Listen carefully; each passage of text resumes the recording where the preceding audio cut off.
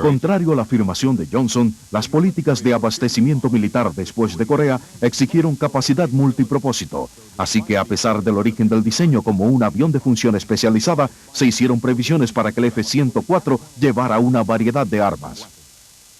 Aunque el desempeño superlativo del Starfighter se apreciaba en la Fuerza Aérea, no se veía suficiente justificación al proyecto, y Lockheed se vio forzada a desarrollar algunos aditamentos, en intentos por convencer a la Fuerza Aérea de mantener el proyecto. Entre estos estaba la instalación trapezoidal para permitir la carga y lanzamiento de un cohete nuclear Genie.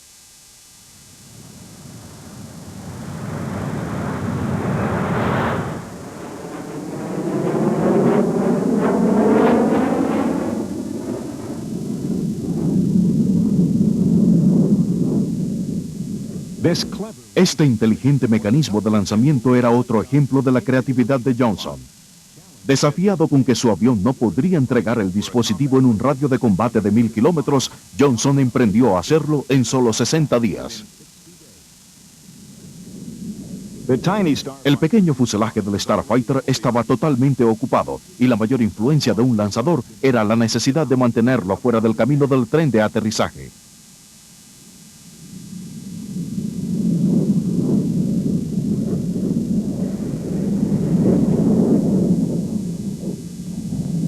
Con poco ruido, el F-104 demostró disparos exitosos del Genie a 18.000 metros y más de 1.7 veces la velocidad del sonido. Pero la capacidad del diseño para responder a tal desafío haría poca diferencia en la evaluación final de la Fuerza Aérea.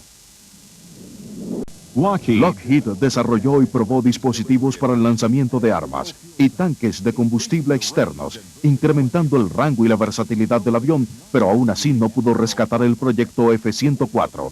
El peso de la opinión en su contra crecía. El F-104 estaba en el lugar correcto, en un momento inoportuno. Iba contra la mayoría de las tendencias prevalecientes en diseño. Mientras otros aviones se hacían más grandes para hacer más cosas, Kelly Johnson las abandonaba todas, excepto los ingredientes esenciales para llevar el avión al tamaño que le permitiera un solo turbojet. Pero esto condenó al Starfighter a una carrera muy limitada con la Fuerza Aérea. Simplemente no había manera de lidiar con todas las redes de radar en expansión, ni con otros desarrollos en el pequeño avión. Sus capacidades no pudieron ser igualadas en años, si alguna vez lo fueron, pero el hecho de que podía hacer muchas cosas que sus hermanos pesados no podían, se ignoró, predominando la antipatía hacia los aviones livianos. Le faltaba capacidad para funcionar en todos los estados del clima, poder de carga y alcance, dijeron eso los oficiales, y estas fallas eventualmente decidieron su suerte. El proyecto fue sepultado como fracaso financiero, pero el trabajo que se había iniciado para dar al F-104 gran versatilidad continuó según lo programado, en un esfuerzo por superar lo inevitable y mantener a la Fuerza Aérea involucrada en el avión.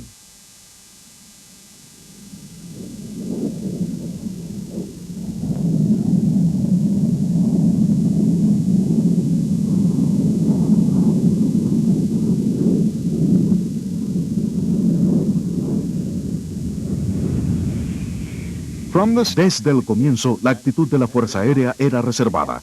El F-104 era el primer avión que se compraba sobre la base de construir y volar.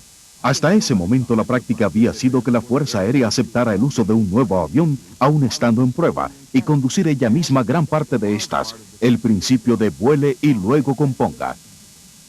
Con la naturaleza radical del F-104, la responsabilidad de las pruebas se trasladó al fabricante, y desde entonces esa ha sido la regla general. Las complejidades del combate aéreo moderno hacen obligatoria esta aproximación.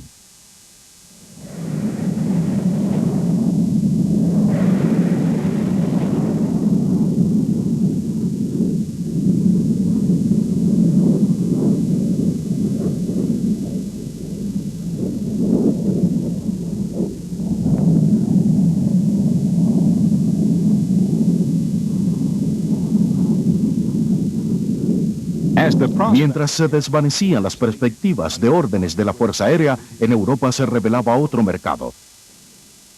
El solo desempeño del F-104 era memorable y con su capacidad técnica en rápida expansión mantenía su posición de pionero en diseño. Adicionalmente a la expansión del armamento en el avión, durante 1958 y 59 se enviaron mensajes para reforzar el conocimiento sobre su capacidad. Aunque el nuevo F-4 Phantom II rompió algunas de las marcas del Starfighter, el F-104 prontamente estableció nuevas marcas adicionales a las ya obtenidas. Para superar las críticas sobre su alcance limitado, era esencial para el Starfighter el hecho de que podía acomodar tecnología de reabastecimiento. En la época, estas eran medidas muy nuevas y costosas que se tenían que tomar al preparar el avión. El F-104 tenía que exhibir capacidades en alcance y sofisticación técnica que habían sido deliberadamente excluidas de las consideraciones originales del diseñador. Estas se trabajaban ahora en forma en el espectro de alcance, en preparación para las especificaciones potenciales que establecería la Luftwaffe de Alemania Occidental.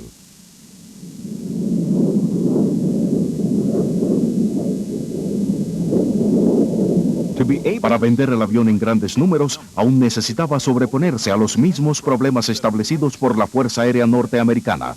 Tenía que evolucionar hacia un avión multipropósito para todo estado del clima. Dado el escepticismo que rodeaba al F-104, este tendría que compensarse no solo teniendo éxito, sino excediendo la tarea que le fue asignada, aunque fuera la tarea simple del reabastecimiento aéreo.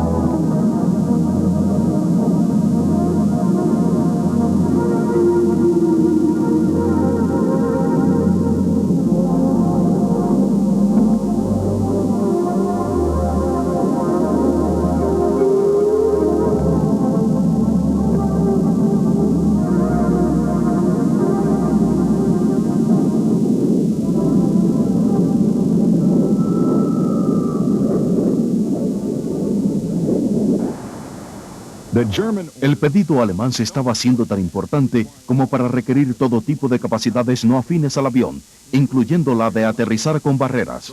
En caso de conflicto, la Luftwaffe necesitaba desplegar aviones lejos de sus bases.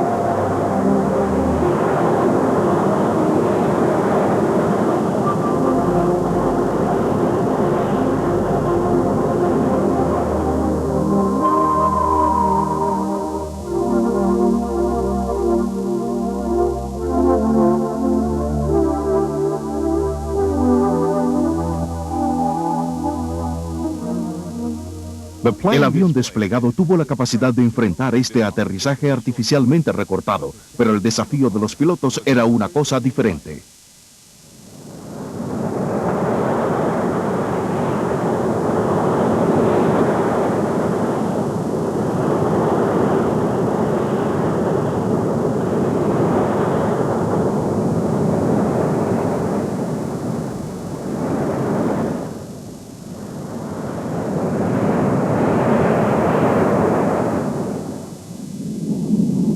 A largo plazo habría pocos objetivos que no pudiera enfrentar el F-104, pero se cernía la incertidumbre sobre cómo el piloto podría manejar el avión. La necesidad de entrenamiento específico de los pilotos del F-104 era una señal de lo que se convertiría en regla general. Un piloto apropiadamente entrenado volando un F-104 bien mantenido corría un riesgo, pero con un piloto mal entrenado la combinación podría ser fatal.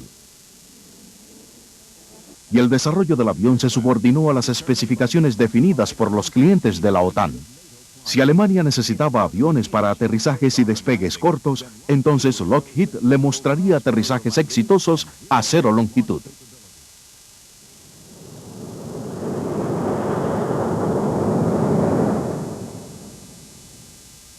Aquí, en la primera ocasión que esta tecnología se probaba, se demuestra el sistema de lanzamiento de un F-84. Primero solo y luego con piloto, los lanzamientos se ejecutaron satisfactoriamente. Este desarrollo no resultaría útil, pero el potencial para su empleo era de valor para la Luftwaffe.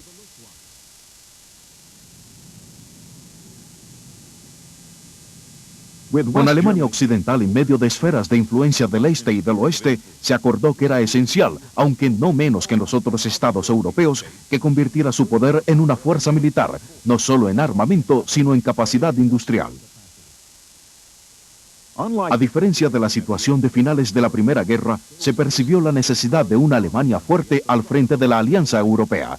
Las preocupaciones lógicas de Alemania se tomaron en consideración por los estrategas de Lockheed que trabajaban con las ventas del F-104.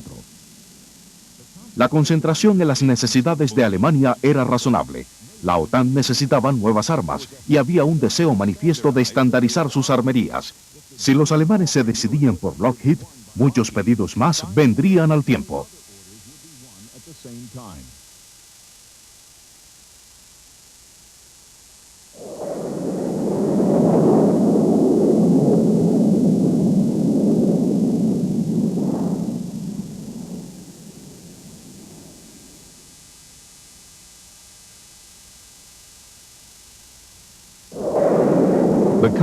La concentración en las necesidades de Alemania era razonable.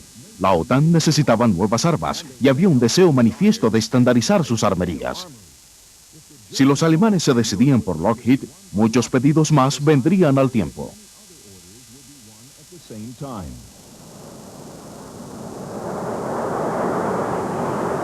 Más cerca de lo que el Starfighter llegaría en su uso regular de despegues asistidos por cohetes, fue con un programa de entrenamiento de astronautas, donde se empleó un F-104 especialmente construido para exponer a astronautas potenciales a la operación de controles cargados de próxido en el aire delgado a más de 30.000 metros.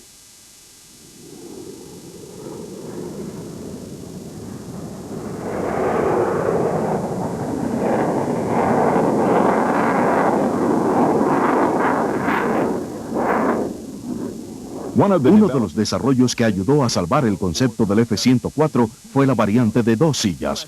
Los bombarderos norteamericanos siempre parecen tener una versión de entrenamiento y reconocimiento que utilizaba 2 sillas y el Starfighter no era la excepción. Los alemanes buscaban primordialmente un avión de ataque a tierra, pero también querían una variante de 2 sillas.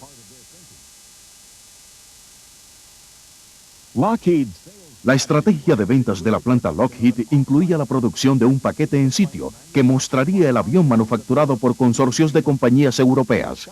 El acierto en la capacidad aeroespacial de Europa desde la construcción de estas nuevas fábricas fue uno de los factores atrayentes en la exitosa campaña.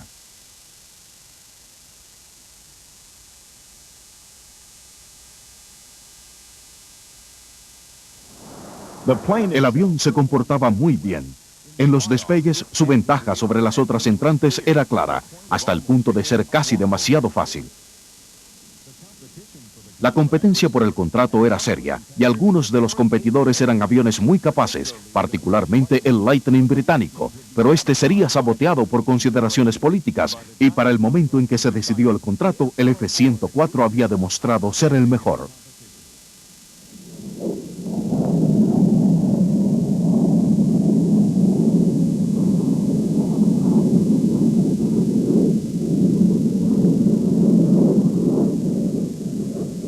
El período de desarrollo había sido largo y con varios problemas.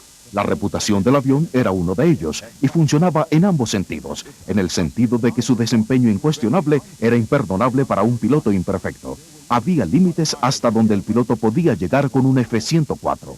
Se hicieron más de 8.000 vuelos en la serie de pruebas, donde se utilizaron 52 aviones, con varios de ellos perdidos por fallas en los equipos o errores del piloto. Como el Starfighter llegó entre dos épocas de la aviación, su tecnología era virtualmente nueva y nada experimentada. Esta confluencia de épocas se representaba en forma humorística en esta nariz atornillada contra un DC-3 durante las pruebas realizadas.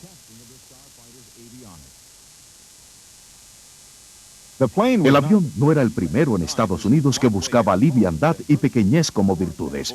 Por ejemplo, durante la Segunda Guerra, el Bell XP-77 casi salía en producción.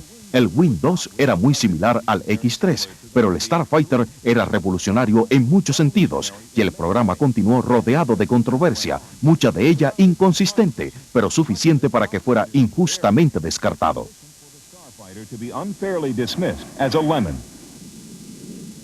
Solo después de 2 años de servicio, la Fuerza Aérea los retiró del despliegue operacional, aunque después, durante Vietnam, se desplegaron algunos al sudeste asiático como apoyo a los B-52 frente a los MiG en ataques a bajo nivel. Ellos también habían aprendido las lecciones de Corea y las experiencias de su dudoso MiG-15. Esto hizo que desarrollaran el MiG-17. Mientras el Starfighter sacrificaba casi todo en la búsqueda de la velocidad y la altura, en 1953 la Unión Soviética desarrollaba un avión radicalmente diferente. Este era un avión interceptor de corto alcance. Se destacaba el alto desempeño, especialmente en velocidad, altura y radio de giro. El armamento primordial consistía en misiles aire a aire, cañones internos y carga ligera de bombas. El MiG-17 era básicamente el 15 actualizado, con mejor manejo y un ala más delgada. Se construiría en grandes números y aun cuando teóricamente obsoleto cuando se produjo por primera vez, desafió esta afirmación y demostró ser un avión muy valioso y efectivo, aún a mediados de los 60 sobre los cielos de Vietnam.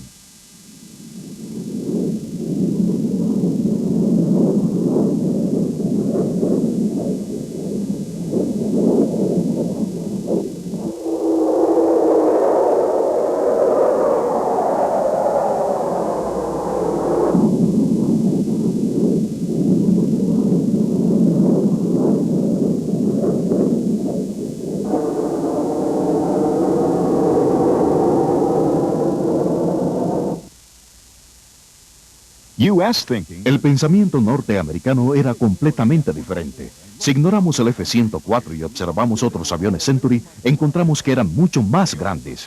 También compartían el compromiso con el desarrollo avanzado en tecnología, con diferentes grados de éxito. El F-100 Super Sabre, el F-101 Voodoo y el F-102-106 Dagger de Delta, todos se desvanecieron relativamente rápido en la historia después de servicio limitado en Vietnam. Todos reflejaban el concepto de un bombardero como plataforma de lanzamiento de misiles. Teóricamente eran aviones especializados, dedicados a diferentes facetas del espectro de un bombardero, pero durante sus carreras, estas diferencias tendían a desaparecer ante la capacidad multipropósito que lograron desempeñar. El F-100 y el F-101 en particular se emplearon en diferentes usos.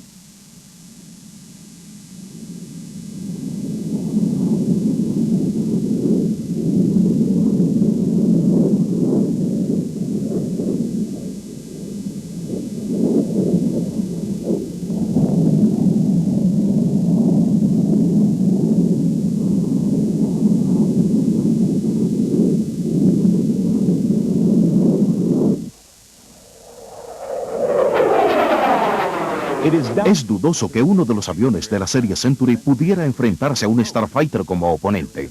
Más aún, hay muchos aviones modernos que tendrían grandes dificultades frente a un F-104.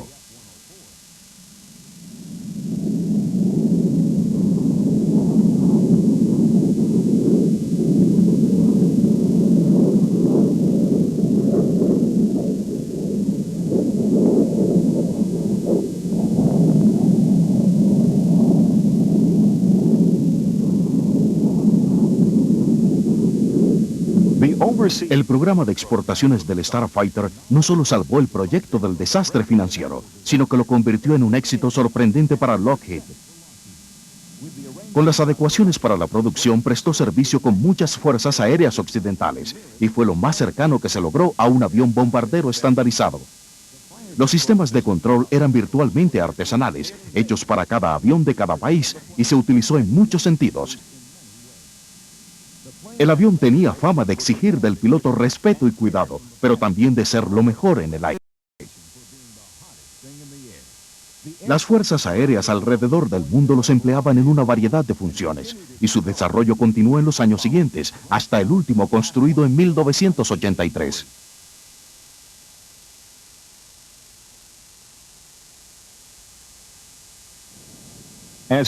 Como presumiblemente todos saben, los alemanes, cuyo pedido había sido tan crucial, tuvieron una relación terrible con el avión, con la pérdida de cientos de ellos en accidentes. Las razones son muchas, y el avión mismo tiene poca responsabilidad. El desastre de sus primeros despliegues con la Luftwaffe tenía raíces complejas y tomó tiempo rectificar las causas. Los alemanes occidentales tuvieron una experiencia similar con el Phantom 4 y ninguno de los otros países clientes del Starfighter tuvieron una experiencia remotamente similar. Es seguro afirmar que estos problemas se debían fundamentalmente a circunstancias internas de la Luftwaffe. El F-104 rediseñado con alas más grandes y mayor maniobrabilidad como el Lancer se llevó a la competencia que vio salir al F-15 a la producción en masa. La propuesta no fue tomada en serio y los Lancer no se construyeron. Kelly Johnson sostenía que los Lancer hubieran superado a los F-15 y muchos están de acuerdo con él. Algunos sugieren que en combate aéreo el Starfighter daría problemas al F-15.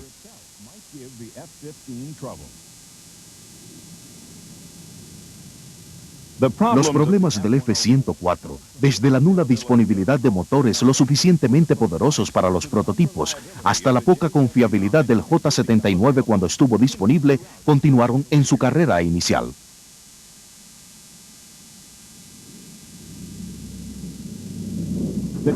El escrutinio del avión no tenía antecedentes y nunca se han visto de nuevo los métodos y las tecnologías de las pruebas a las que fue sometido.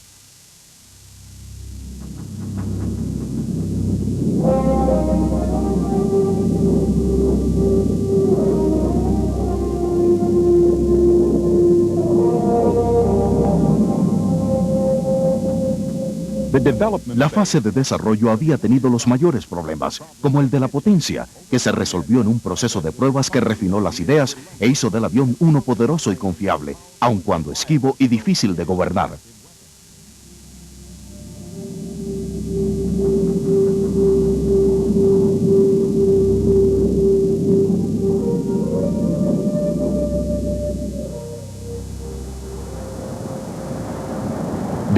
A pesar de haber estado acompañado de una reputación desfavorable y nunca libre de controversia, el F-104 reivindicó en su larga carrera las decisiones de sus creadores y obtuvo un lugar muy especial en la historia de la aviación.